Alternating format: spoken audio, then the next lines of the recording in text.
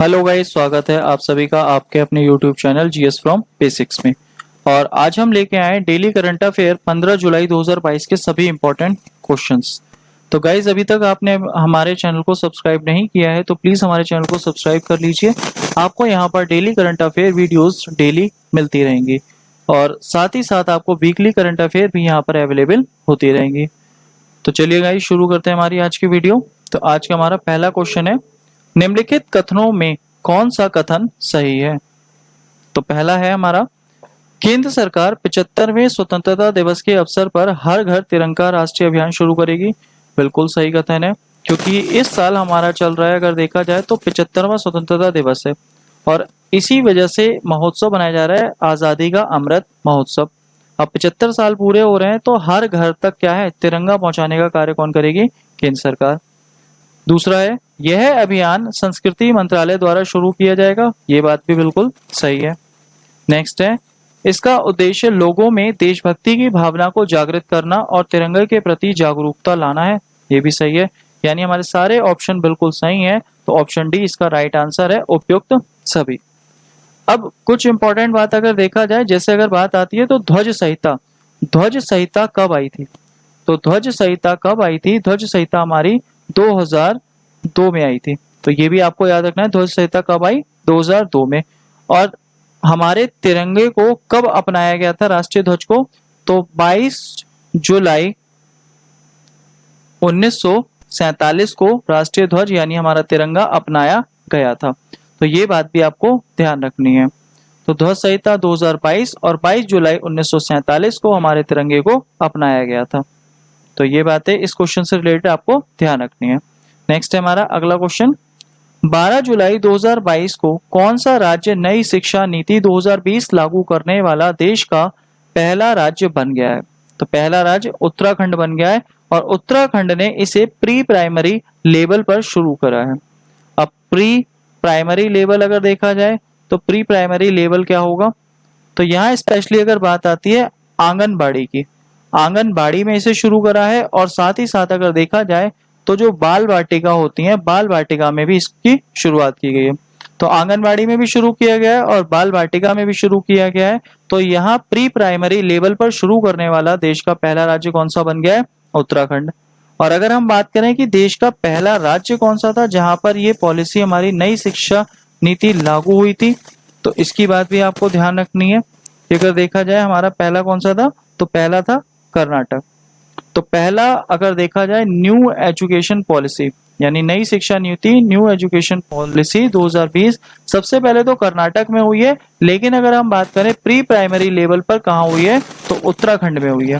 क्योंकि इससे पहले जो हमारी ये तो आई है हमारी 2020 में, और किसके कहने पर आई है? तो एक हमारी समिति है कस्तूरी रंगन समिति, इनकी सिफारिश पर नई शिक्षा नीति आई है और ये 1986 के बाद अब 2020 में आई है। और ये सबसे पहले कर्नाटक में हुई थी, लेकिन अगर बात करी जाए प्री प्राइमरी लेवल पर लागू करने वाला पहला राज्य कौन सा है? उत्तराखंड है। और उत्तराखंड की अगर बात करी जाए तो उत्तराखंड की पहली महिला स्पीकर कौन है? तो रितु खांडेरी उत्तराखंड की पहली महिला स्पीकर है। और अगर हम बात करें सबसे युवा अगर कोई है, तो सबसे युवा स्पीकर अगर कोई बने हैं तो वो बने हैं राहुल नार्वेकर बने हैं। नेक्स्ट है हमारा अगला क्वेश्चन, हाल ही में केंद्रीय कपड़ा मंत्री पीयूष गोयल ने कहां पर राष्ट्रीय फैशन प्रौद्योगिकी संस्थान NIFT का उद्घाटन किया है? National institute of fashion technology. तो अगर बात आती है तो यहाँ NIFT अगर बात आती है तो राष्ट्रीय फैशन प्रौद्योगिकी संस्थान, इसका उद्घाटन कहाँ हुआ है? तो पंचकुला में हुआ है, यानी ऑप्शन सी हमारा इसका राइट आंसर। और पंचकुला कहाँ है? हरियाणा में। अब ये हरियाणा को तो अपने आप में पहला है, फर्स्ट है, लेकिन अगर हम बात करें देश की तो भारत का अगर देखा जाए तो ये भारत का कौन सा है? 17वें नंबर का है। भारत का 17वें नंबर का है और हरियाणा का पहले नंबर का है। और ये जो हमारे इस समय वर्तमान में कपड़ा मंत्री हैं पीयूष गोयल, इन्होंने ही इसका उद्घाटन किया है। और बात हमारी हरियाणा की चल रही है, तो हरियाणा में अगर देखा जाए तो अभी हरियाणा ने एक योजना शुरू करी थी, ई अधिगम योजना। तो ये भी हमारे हरियाणा सरकार की है। और हरियाणा में अभी ये खेल हुए थे, खेलो इंडिया यूथ गेम्स, तो ये भी हमारे हरियाणा में हुए थे, जिसका शुभांकर था धाकड़ और उसमें जीता भी कौन था? पहले नंबर पे हरियाणा था। और अगर हम बात करें नेशनल डेयरी रिसर्च इंस्टीट्यूट, ये भी कहाँ है, तो ये करनाल में है, हरियाणा में। और यहाँ पर एक हमारा भैंस का क्लोन बनाया गया था जिसका नाम था गरिमा। तो गरिमा पूछ लिया जाता है कभी कि गरिमा क्या है, तो गरिमा एक भैंस का क्लोन है, ये बात भी आपको याद रखनी है। नेक्स्ट है हमारा अगला क्वेश्चन, I2U2 के संदर्भ में कौन सा कथन सही नहीं है। तो कथन इसके देखते हैं, 14 जुलाई 2022 को इसका दूसरा शिखर सम्मेलन आयोजित किया जाएगा। तो इसका दूसरा नहीं है, ये अगर देखा जाए तो दूसरा ना होकर ये कैसा है, ये पहला शिखर सम्मेलन है। तो ये पहली बार हो रहा है तो पहला शिखर सम्मेलन होगा, ना कि दूसरा। तो यही क्वेश्चन अगर देखा जाए, यही स्टेटमेंट क्या है, ये स्टेटमेंट सही नहीं है। तो ऑप्शन इसका हो गया ए। दूसरा स्टेटमेंट देखते हैं, I2U2 भारत, इजराइल, USA और UAE का नया समूह है, ये बात बिल्कुल सही है। और इजराइल और UAE के मध्य एक समझौता हुआ था, अब्राहम अकॉर्ड। और किसने करवाया था, तो डोनाल्ड ट्रंप ने करवाया था ये समझौता। तो हमारा जो इजराइल और UAE के मध्य हुआ था। तीसरा ऑप्शन है हमारा, इसे बेस्ट एशियन क्वाड भी कहा जाता है, ये बात भी बिल्कुल सही है, इसे बेस्ट एशियन क्वाड भी कहा जाता है। इसका गठन अक्टूबर 2021 में किया गया था, ये बात भी बिल्कुल सही है। तो केवल हमारा पहला ऑप्शन था, पहला ऑप्शन जो ये कह रहा था दूसरा शिखर सम्मेलन, तो दूसरा ना होकर यहाँ कौन सा होगा, इसका पहला शिखर सम्मेलन होगा I2U2 का। नेक्स्ट है हमारा अगला क्वेश्चन, चर्चा में रही कागज आयात निगरानी प्रणाली कब से प्रभावी होगी। तो कागज आयात निगरानी प्रणाली की अगर बात करी जाए तो ऑप्शन सी होगा हमारा, 1 अक्टूबर 2022 से प्रभावी होगी।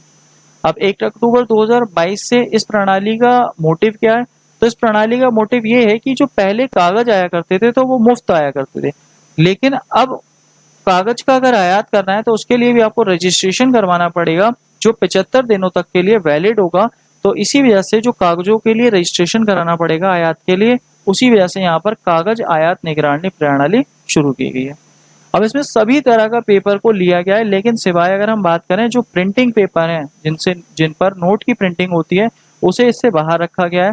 और साथ ही सिक्योरिटी पेपर या बॉन्ड पेपर जो होते हैं सिक्योरिटी पेपर, तो उन्हें भी इससे बाहर रखा गया है। उन पर कोई भी अगर देखा जाए तो उनका कोई भी पंजीकरण कराने की जरूरत नहीं पड़ेगी। नेक्स्ट है हमारा अगला क्वेश्चन, हाल ही में किस टेलीस्कोप ने ब्रह्मांड की पहली रंगीन छवि जारी की है। तो इसका आंसर है option A, James Webb space telescope. तो जेम्स वेब स्पेस टेलीस्कोप ये है किसका, तो ये 3 लोगों का है। पहला है नासा, और दूसरा है कनाडा स्पेस एजेंसी, और तीसरा है यूरोपियन यूनियन स्पेस एजेंसी। इन तीनों ने मिलकर एक टेलीस्कोप बनाया, जेम्स वेब स्पेस टेलीस्कोप। अब ये सबसे बड़ा अपना आप में बहुत ही बड़ा टेलीस्कोप है और ये 20 साल तक काम करता रहेगा। और ये सबसे ज्यादा क्लियर और सबसे अच्छे रेजोल्यूशन तस्वीर लेने वाला टेलीस्कोप बना है। इससे पहले जो काम कर रहा था वो हबल काम कर रहा था, लेकिन अब हबल के बाद अगर कोई है तो वो है जेम्स वेब स्पेस टेलीस्कोप। और ये अकेला नासा का नहीं है, ये अगर देखा जाए तो यूरोपियन यूनियन स्पेस एजेंसी और कनाडा स्पेस एजेंसी, इन तीनों का सम्मिलित रूप से काम किया गया है और इस टेलीस्कोप को बनाया गया है। तो जेम्स वेब स्पेस टेलीस्कोप है, इसने सबसे पहली रंगीन छवि जारी की है हाई रेजोल्यूशन में। नेक्स्ट है अगला, 13 जुलाई 2022 को केंद्रीय मंत्रिमंडल ने कहां पर गति शक्ति विश्वविद्यालय स्थापित करने के प्रस्ताव को मंजूरी दी है। तो हमारा बजट आया था, बजट 2021-22 का। तो बजट 2021-22 के 4 स्तंभ, जो 21-22 का जो बजट आया था, इसके 4 स्तंभ बताए गए थे। अब 4 स्तंभ में अगर देखा जाए तो थे क्या, पीएम गति शक्ति। और पीएम गति शक्ति के कितने इंजन बताए गए, तो पीएम गति शक्ति के यहाँ पर 7 इंजन बताए गए, और 7 इंजन हमारे किससे संबंधित हैं, परिवहन से संबंधित है। और उसे ही बढ़ावा देने के लिए ये हमारा स्थापित हो रहा है क्या, गति शक्ति विश्वविद्यालय। गति शक्ति विश्वविद्यालय और कहाँ हो रहा है, ये हो रहा है बड़ौदरा में, और बड़ौदरा कहाँ है, गुजरात में। अब गति शक्ति विश्वविद्यालय जो बन रहा है, इसे केंद्रीय और डीम्ड यूनिवर्सिटी की मान्यता मिल गई है, इसे दर्जा मिल गया। इसका जो पहले नाम था वो था राष्ट्रीय रेल परिवहन संस्थान। तो राष्ट्रीय रेल परिवहन संस्थान का नाम बदलकर ही गति शक्ति विश्वविद्यालय कर दिया गया है, जिसे केंद्रीय यूनिवर्सिटी का भी दर्जा दे दिया गया है। और अगर हम बात करें कि भारत का पहला गति शक्ति कार्गो टर्मिनल कहाँ बना है, तो आसनसोल पश्चिम बंगाल में बना है। और अगर हम बात करें राष्ट्रीय समुद्री संग्रहालय, तो ये लोथल गुजरात में है। ये बात भी आपको ध्यान रखनी है। और गुजरात में ही अगर देखा जाए तो एशियन डेवलपमेंट बैंक जो है, न्यू डेवलपमेंट, उसकी एक इकाई लग रही है कहाँ पे, एनडीबी, तो वो हमारे गिफ्ट सिटी में लग रही है, गुजरात में। और WHO ने हमारा ट्रेडिशनल मेडिसिन की शुरुआत की है, इसका सेंटर कहाँ, जामनगर गुजरात में बनाया है। और हमारी जो 40वीं अगर देखा जाए साइट है यूनेस्को में जो शामिल हुई है, धौलीवीरा, ये भी गुजरात में है, जो हड़प्पा सभ्यता से संबंधित है। और हमारा रक्षा विश्वविद्यालय भी कहाँ बन रहा है, गुजरात में ही बन रहा है। तो ये सभी बातें आपको गुजरात से रिलेटेड याद रखनी है। नेक्स्ट है, जून 2022 के लिए पुरुष श्रेणी में किसे ICC player of the month का अवार्ड दिया गया है। तो आईसीसी प्लेयर यानी कि अगर हम बात करें आईसीसी, तो इंटरनेशनल क्रिकेट काउंसिल, इसका हेडक्वार्टर कहाँ है, दुबई में है। और वर्तमान में इसके अध्यक्ष कौन है, ग्रेग बर्कल, जो कि न्यूजीलैंड के हैं। अब इसने हर महीने प्लेयर ऑफ द मंथ दिया जाता है, तो इस महीने हमारा प्लेयर ऑफ द मंथ किसे मिला है, जॉनी बेयरस्टो को। और जॉनी बेयरस्टो कहाँ के हैं, ये इंग्लैंड के हैं, मेल कैटेगरी। ये तो पुरुष श्रेणी की बात आती है, इंग्लैंड के जॉनी बेयरस्टो को मिला है। अगर हम बात करें फीमेल कैटेगरी की, तो फीमेल कैटेगरी में अगर देखा जाए किसे मिला है, मैरी जॉन को मिला है। और मैरी जॉन अगर देखा जाए तो ये कहाँ की हैं, तो ये हैं साउथ अफ्रीका की मैरी जॉन। तो ये अगर देखा जाए साउथ अफ्रीका के, जिन्हें फीमेल कैटेगरी में मिला है प्लेयर ऑफ द मंथ, और पुरुष कैटेगरी में मिला है जॉनी बेयरस्टो को player of the month. Next है हमारा अगला क्वेश्चन, हाल ही में कौन सा देश नाटो के तकनीकी सहयोग कार्यक्रम में शामिल हुआ है। तो ये हमारा यूक्रेन है, यानी ऑप्शन ए इसका राइट आंसर है, यूक्रेन। और यूक्रेन अभी किसमें शामिल हुआ है, नाटो में। और नाटो अगर देखा जाए, नाटो की फुल फॉर्म क्या होगी, तो नॉर्थ एटलांटिक ट्रीटी ऑर्गेनाइजेशन। और इसकी स्थापना कब हुई थी, 1949 में, 1949 में। और इसमें इस समय वर्तमान में 30 देश शामिल हैं, जबकि भारत इसमें शामिल नहीं है। और इसका मुख्यालय है ब्रुसेल्स, बेल्जियम में। ये बात भी आपको ध्यान रखनी है। नेक्स्ट है हमारा अगला और आज का लास्ट क्वेश्चन, जुलाई 2022 में एशियाई अंडर 20 कुश्ती प्रतियोगिता में भारत ने कितने पदक जीते हैं। तो भारत ने 22 पदक जीत लिए हैं, यानी ऑप्शन सी हमारा इसका राइट आंसर है, 22 पदक अंडर 20 कुश्ती प्रतियोगिता। और ये एशियाई अंडर 20 कुश्ती प्रतियोगिता कहाँ हो रही है, तो ये हो रही है मनामा में। और मनामा किसकी राजधानी है, ये बहरीन की राजधानी है। और यहाँ पर प्रतियोगिता जो चल रही है, इसमें भारत ने 22 पदक जीत लिए हैं। तो ये बात भी आपको याद रखनी है।